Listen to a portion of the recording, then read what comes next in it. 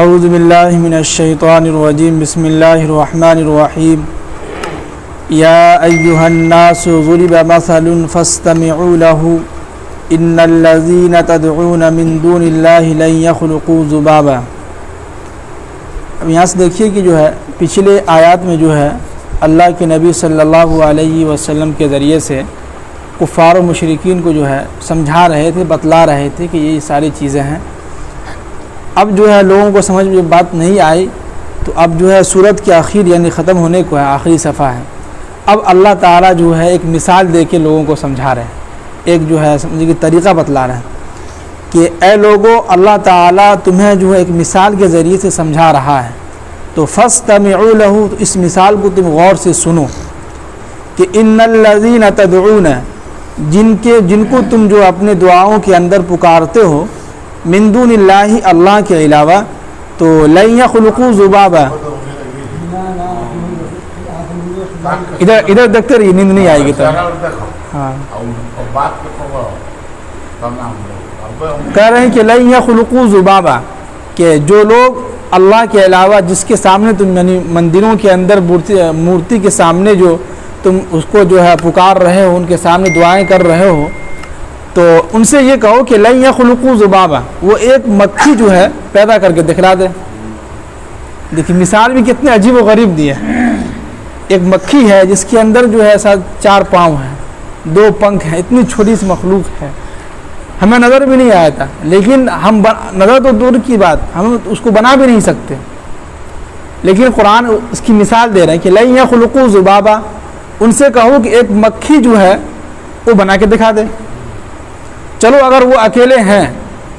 تو کیا کریں کہ وَلَوِ اجْتَمَعُوا لَهُ، جتنی بھی دنیا کے اندر کفار و مشرکین ہیں سب کو ایک جگہ جمع کر لیجیے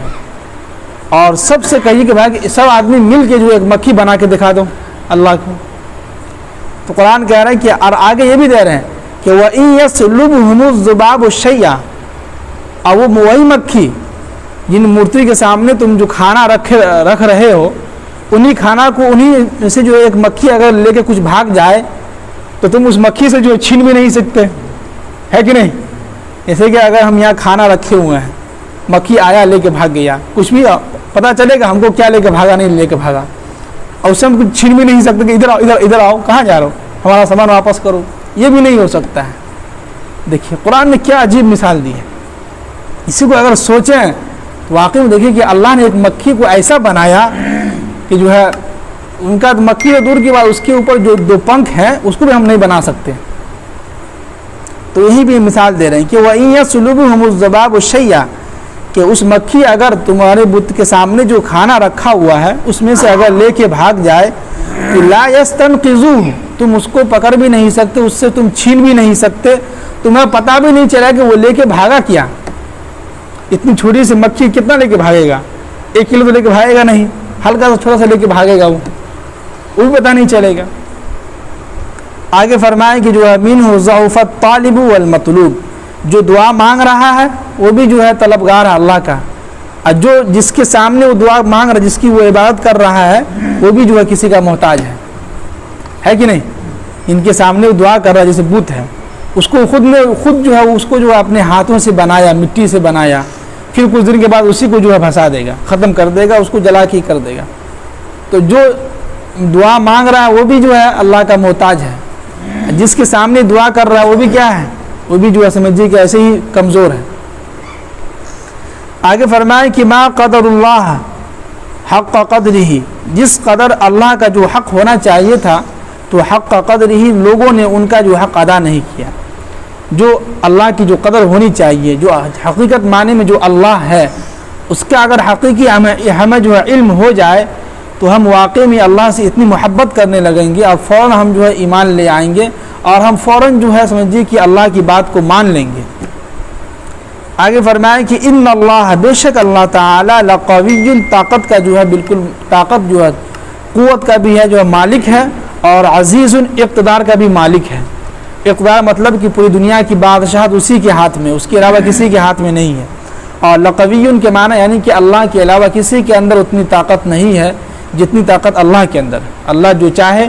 1 منٹ میں جو ہے 1 سیکنڈ میں کچھ سے کچھ کروا لے۔ آگے فرمائیں کہ اللہ یصطفی من الملائکہ، یقیناً اللہ تعالیٰ جو ہے فرشتوں میں سے جو ہے کچھ فرشتوں کو چنتا ہے، کس لیے کہ رسلا من الناس، کہ جو ہے اور لوگوں میں سے بھی جو ہے کچھ لوگوں کو چنتا ہے جن کو نبی بناتا ہے۔ تو آپ کو معلوم ہوگا کہ فرشتے کی تعداد بہت زیادہ ہے، اس کا علم کسی کو بھی نہیں معلوم، لیکن اللہ نے انہی فرشتوں میں سے 4 فرشتوں کو مقرر کیا ہے۔ ان 4 میں سے ایک فرشتوں کو جو ہے مقرر کیا وہ ہے جبرائیل علیہ السلام، کہ جو اللہ کا پیغام نبیوں تک لے کے آتے تھے۔ اب جو ہے دنیا کے اندر آئیے، دنیا کے اندر 1,24,000 کم و بیش نبی آئے، لیکن اس دنیا کے اندر ان سے بھی بہت سارے لوگ آئے، لاکھوں کروڑوں کی تعداد میں اس وقت تھے، لیکن اللہ نے انہی میں سے چن کے جو ہے ہر زمانے میں ہر قوم کے اندر چن کے جو ہے کسی کو نبی بنایا، اور نبی بنانے کے بعد ان کو فرشتہ بھیجتے تھے اور اللہ کا پیغام لے کے آتا تھا فرشتہ، اور وہ نبیوں تک پہنچاتا تھا، اور نبی کی ذمہ داری یہ تھی وہ لوگوں تک پہنچاتے تھے۔ آگے فرمائیں کہ ان اللہ سمیع بصیر، بے شک اللہ تعالیٰ جو ہے سننے والا اور دیکھنے والا بھی ہے۔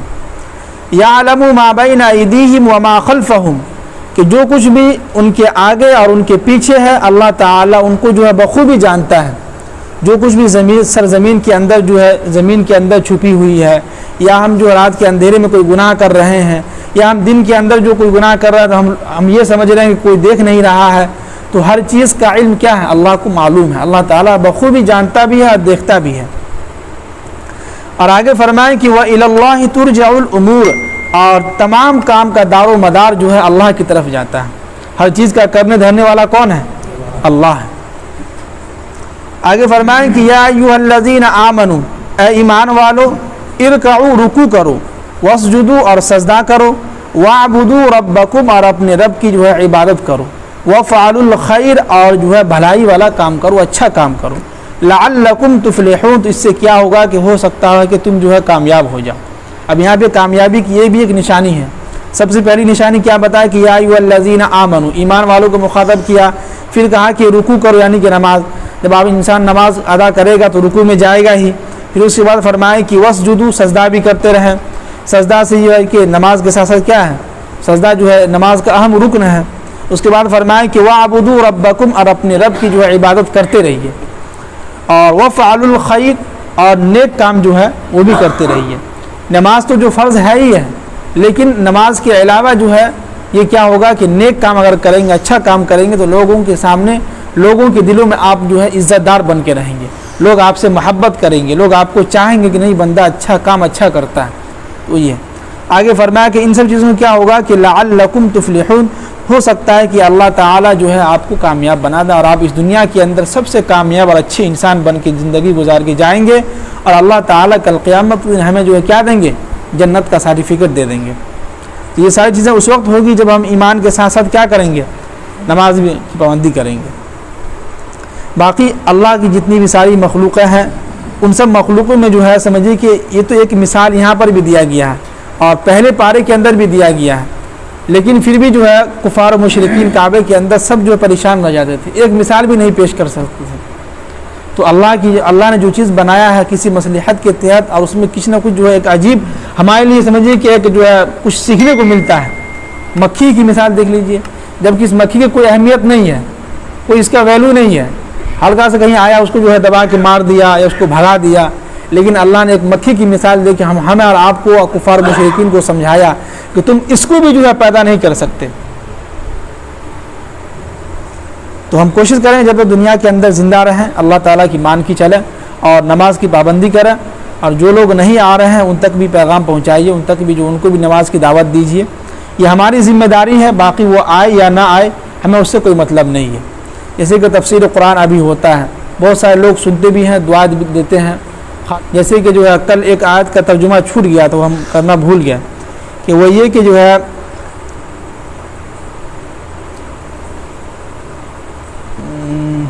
کہاں چلا گیا،